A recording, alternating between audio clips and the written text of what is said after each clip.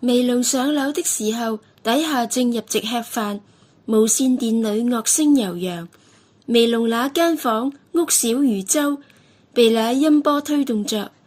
那盞半舊紅紗壁燈似乎搖搖晃晃，人在屋裏飄飄蕩蕩，心曠神怡。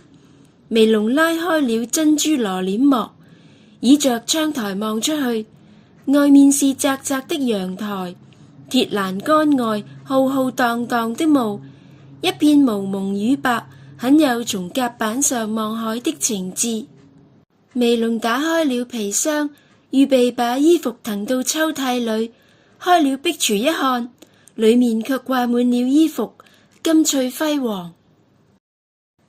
樓下吃完了飯，重新洗牌入局，卻分了一半人開留聲機跳舞。微龍一夜也不曾合眼，才合眼便彷彿在那裏試衣服，試了一件又一件，無織品，毛茸茸的像富於挑撥性的爵士舞，厚沉沉的絲絨，像憂鬱的古典化的歌劇主題曲，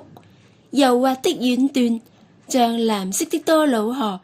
涼陰陰地襲着人，流遍了全身，才迷迷糊糊合了一會，音樂調子一變，又驚醒了。樓下正奏着氣急喘喘的倫巴舞曲，微龍不由想起櫥壁裏那條紫色電光袖的長裙子，跳起倫巴舞來，一踢一踢，淅瀝沙拉響。